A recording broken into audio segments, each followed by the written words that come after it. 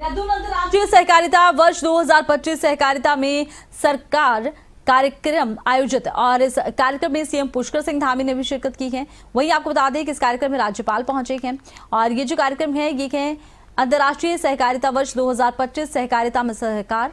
और इस कार्यक्रम का आयोजन देखिए क्या गया है। कार्यक्रम में सीएम पुष्कर सिंह धामी साथ ही साथ राज्यपाल भी मौजूद हैं। इस मौके पर राज्यपाल संबोधित कर रहे हैं, क्या कुछ कह रहे हैं वो देखिए।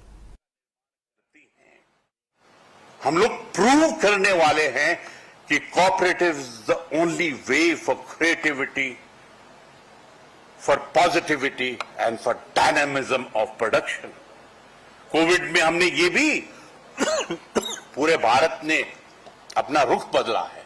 मैन्युफैक्चरिंग, प्रोडक्शन, उत्पादन। कभी कभी ऐसा लगता है कि हमको मालूम ही नहीं है कि उत्तराखंड की शक्ति क्या है।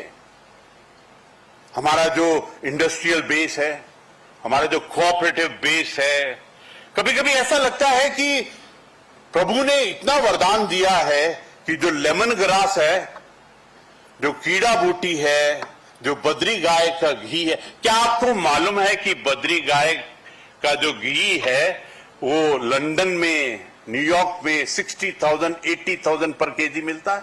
क्या आपको मालूम है कि कीड़ा जड़ी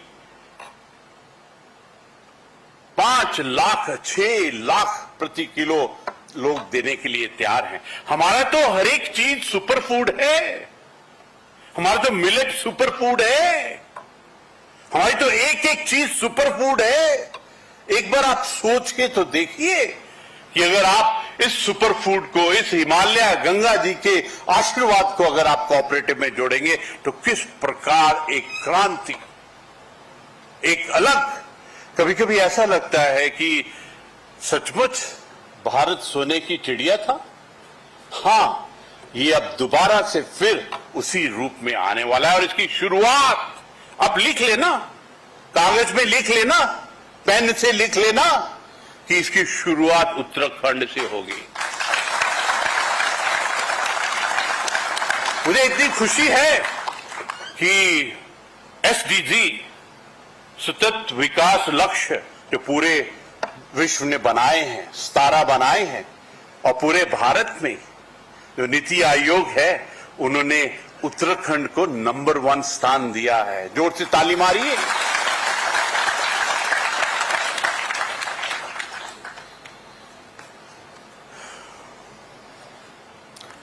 दिल तो कर रहा है। कभी कभी ऐसा लगता है कि जब आत्मा से संवाद होता है ना, जब ब्रह्मांड की छत्र छाया में वो संवाद होता है तो ऐसा लगता है कि बंद ही मत करो, बात करते ही रहो। लेकिन मेरी वाइफ ने, मैं दोबारा बोल रहा हूं, मेरी वाइफ ने बोला कि ज्यादा मत बोलना।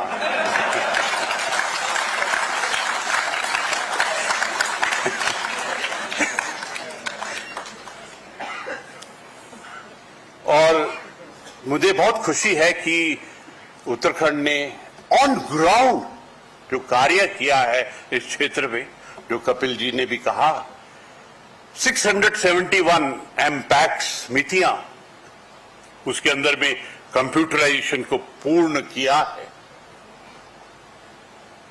67 समितियां जन औषधि केंद्र की बनाई है। 640 समितियां कॉमन सर्विस सेंटर बनाए हैं। 5 समितियां अंतर्राष्ट्रीय अन्न भंडारण प्रयोजन की बना रहे हैं। ये सचमुच एक बहुत सुंदर कदम है। मैं माननीय मुख्यमंत्री जी धन सिंह रावत जी जिन्होंने बहुत ही विस्तार से हमको बताया कि हमारे प्रदेश ने क्या क्या किया है। मैं पुरुषोत्तम जी से बिल्कुल सहमत हूं। मुझे कभी कभी ऐसा लगता है कि पुराने जमाने में हमारी नानी दादियों ने बोला कि ज्यादा नहीं बोलना है, ज्यादा नहीं बताना है, नजर लग जाएगी, इसलिए हम ज्यादा बताते नहीं हैं। ये जरूरत है आज के जमाने में प्रचार प्रसार और बिल्कुल छत के ऊपर खड़े होकर बिगल से बताने का कि हम उत्तराखंड क्या है।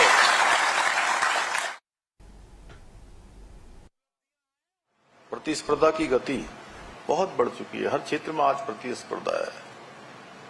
हर कोई क्षेत्र इससे अछूता नहीं है। तो ऐसे समय में सहकारिता का महत्व और भी अधिक बढ़ जाता है। इसी उद्देश्य से संयुक्त राष्ट्र संघ ने वर्ष 2025 को अंतर्राष्ट्रीय सहकारिता वर्ष घोषित किया है, ताकि वैश्विक सहयोग से इसको बढ़ावा देकर सतत विकास के लक्ष्यों को प्राप्त किया जा सके। आज जब पूरा विश्व सामाजिक, आर्थिक, पर्यावरणीय संकटों से जूझ रहा है, अनेक चुनौतियों का सामना कर रहा है, तब ऐसे समय में हम सभी की जिम्मेदारी है कि हम सभी एकजुट होकर जहां चुनौतियां हैं, समस्याएं हैं, उनके समाधान के लिए भी हम सब मिलजुल कर काम करें और उनका समाधान निकालें। आदरणीय प्रधानमंत्री श्री नरेंद्र मोदी जी के नेतृत्व में वर्ष 2024 में भारत ने वैश्विक सहकारी सम्मेलन का सफल आयोजन किया। उन्होंने उस सम्मेलन में अंतर्राष्ट्रीय सहकारिता वर्ष का शुभारंभ करते हुए कहा था कि सहकारिता भारत के लिए संस्कृति का आधार और जीवन पद्धति दोनों ही हैं, क्योंकि भारत में सहकारिता की प्राचीन परंपरा प्राचीन काल से ही चली आ रही है। हमारे शास्त्रों में कहा गया है, संगच्छध्वम संबद्धम संभो मनासी जानताम देवो भागम यथा पूर्वे सज्जानाना उपासते। यानी कि अर्थात हम सभी एक साथ चलें, एक साथ बोलें, हमारे मन एक हों। प्राचीन समय में देवताओं का ऐसा आचरण रहा, इसी कारण वो पूजे जाते रहे, हमेशा वंदनीय है। सहकारिता का मूल उद्देश्य भी स्पर्धा नहीं बल्कि सहयोग की भावना को बढ़ावा देना है। ये किसी पर उपकार करने का माध्यम नहीं है, बल्कि एक दूसरे को स्वावलंबी और सशक्त बनाने का, मजबूत बनाने का